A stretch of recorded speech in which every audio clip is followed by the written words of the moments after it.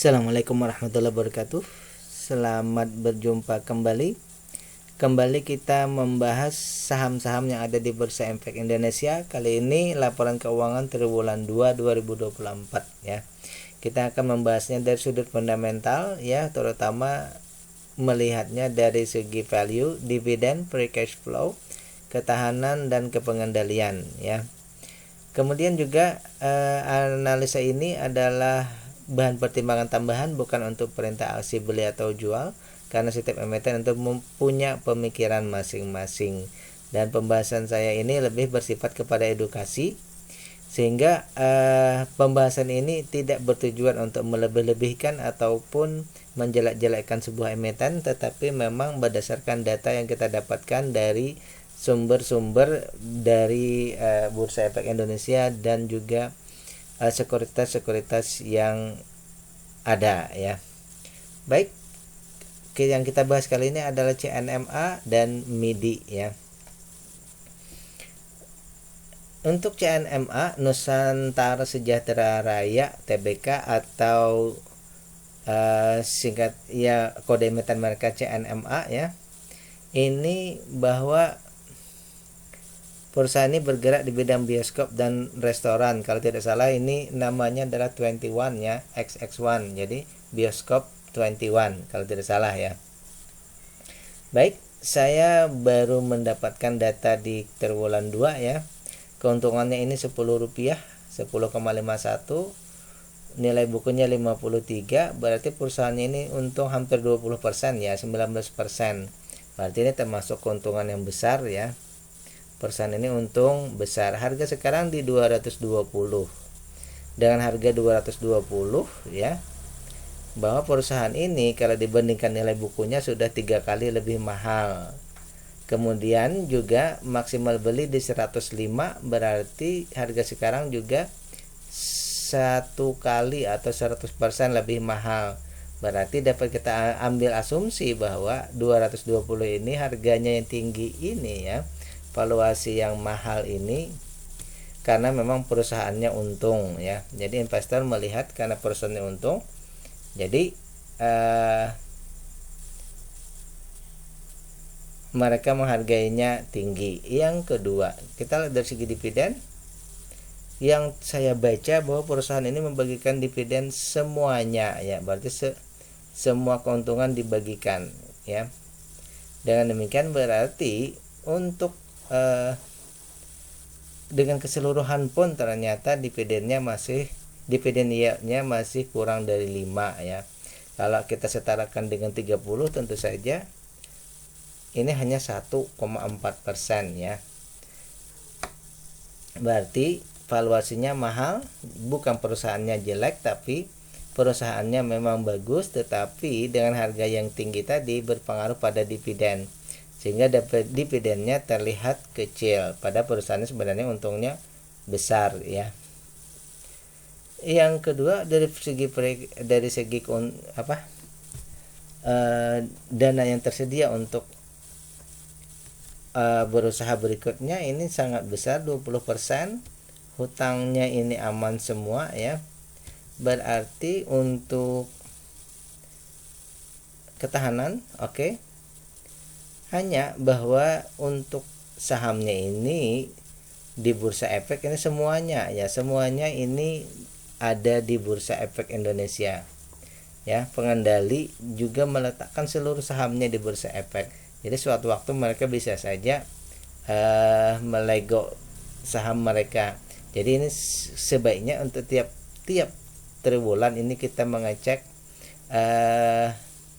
perkembangan kepemilikan ya, karena kita harus selalu tahu sampai di mana kepemilikan. Ini lokal 70%, asing 29 ya. Non marketnya 10%. Nah, dengan 10% ini kalau menurut saya pribadi, non market 10% ini harga bisa saja naik turun, bisa bergerak dengan cepat ya. Baik, dari semua data yang kita dapatkan di sini berarti merahnya valuasi ya, valuasi yang mahal bukan karena perusahaannya jelek. Kemudian dividennya, yieldnya ini sebenarnya sudah DPR-nya sudah peduli dengan investor ya, dividennya sudah perusahaan sudah peduli dengan investor, tetapi keuntungannya masih di bawah yang kita syaratkan ya. Dari semua data ini saya tidak menyatakan bahwa valuasinya ini IPS-nya bermasalah, berarti di sini harganya berarti ya menunggu harga ya membaik. Dengan harganya yang membaik tentu saja maksudnya harga menuju equilibrium ya, menunggu harga mencapai equilibriumnya ya, sehingga bisa lebih bisa bagi kita investor untuk masuk. Misal di 150 misal ya, dividennya menjadi lebih besar ya, dividennya menjadi lebih besar ya. Jadi di sini lebih ke harganya yang harus menuju equilibriumnya, nanti dividennya juga bisa mengikuti ya. Oke, untuk valuasi mungkin harus lebih kecil lagi ya, bisa juga IPS-nya yang lebih meningkat ya, tapi lebih ke equilibriumnya dulu yang kita tunggu ya. Baik, itu yang pertama. Yang kedua kita akan membahas saham MIDI utama Indonesia ya. Jika dirasa pembahasan kita ini bermanfaat, jangan lupa untuk klik like, subscribe, dan share. Kita sudah punya dua data ya, data triwulan 1 dan triwulan 2. MIDI ini adalah termasuk kelompok Alfamart ya, yang namanya Alfa MIDI ya. Kalau Alfamart itu biasanya lebih ke penjualannya umum-umum, tetapi kalau Alfa MIDI ini sampai ada kalau tidak salah itu frozen foodnya juga ada ya di Alfa MIDI. Itu yang membedakannya dengan Alfamart. Kalau Alfamart AMRT, kalau Alfa MIDI ini MIDI utama Indonesia Tbk. Dari data yang kita dapat di sini ya, book value-nya naik sedikit ya, tapi anggap saja sama. IPS-nya juga kita anggap sama, tapi harganya naik sedikit ya, sekitar Rp14. Current ratio-nya sudah dekat-dekat dengan 100, tapi masih kurang ya. Hutangnya berkurang, hutang berhubungannya berkurang ya, tanggungannya juga berkurang, lain-lainnya sama ya. Baik, kita akan cek sedikit demi sedikit.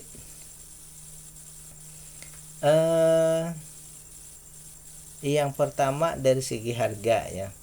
Dari segi harga sekarang dibandingkan dengan nilai bukunya, harga sekarang ini hampir sudah 2,6 kali lebih mahal ya. Ini termasuk mahal sekali ya. Harganya sudah 2 kali lebih mahal, hampir 2,6 kali lebih mahal ya. Maksimal beli kita di 174, harga sudah 428, berarti juga termasuk mahal ya. Kemudian dari data ini valuasinya mahal, kemudian dari keuntungan itu sekitar 14% ya, keuntungan bersihnya ya. Berarti kita ambil hipotesa bahwa harga yang tinggi ini ya, valuasi mahalnya ini karena memang perusahaannya untung besar ya, sehingga investor menghargai tinggi ya. Itu yang pertama, bukan karena perusahaannya merugi, tapi memang untung ya. Yang kedua, untuk segi dividen payout ratio-nya ini sudah 31%, termasuk kategori besar. Tetapi dengan 31% itu pun baru dividen yield-nya 1%, berarti masih kecil ya. Dari segi cash flow aman saja, mereka punya kelebihan cash flow itu 15%. Kemudian dari segi ketahanan perusahaan ada sedikit peningkatan dari 97% meningkat menjadi 96. Jadi peningkatannya hanya 1%, tapi masih dalam kategori sudah awas ya, karena kurang dari 100. hutang berbunga ini sangat kecil, bahkan terjadi pengurangan ya, dari 4% hanya menjadi 1%. Ini termasuk bagus. Kemudian hutang tak berbunga atau tanggungan-tanggungan juga terjadi peningkatan, yang asalnya 113% turun menjadi 101, berarti 12% ya. Ada peningkatan, tetapi masih sedikit saja lagi, kita kasih kuning lah. Sedikit lagi dia akan berada di mungkin nanti menjadi aman ya. Jadi tapi sekarang masih awas, tapi tinggal 1%. Dari segi kepemilikan ini kita anggap saja tidak ada perubahan ya, bahwa kepemilikannya itu hampir semuanya berada di Bursa Efek Indonesia ya. Ini termasuk awas, kita perlu mencek terus ya.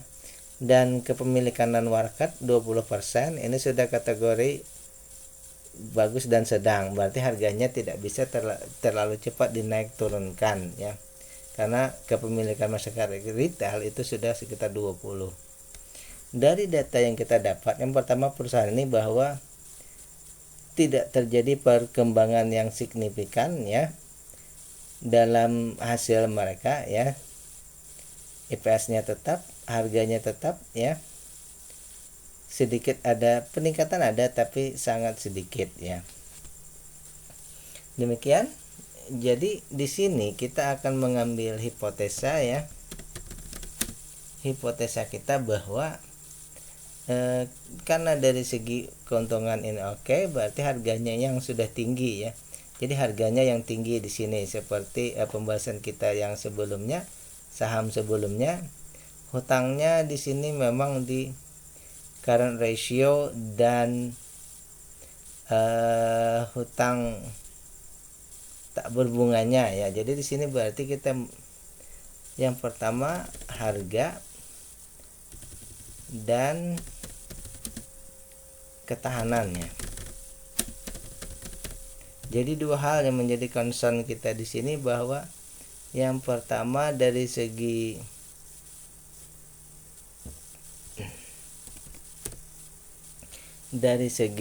harga, ini mesti harganya menuju equilibriumnya dulu, jangan terlalu tinggi. Kemudian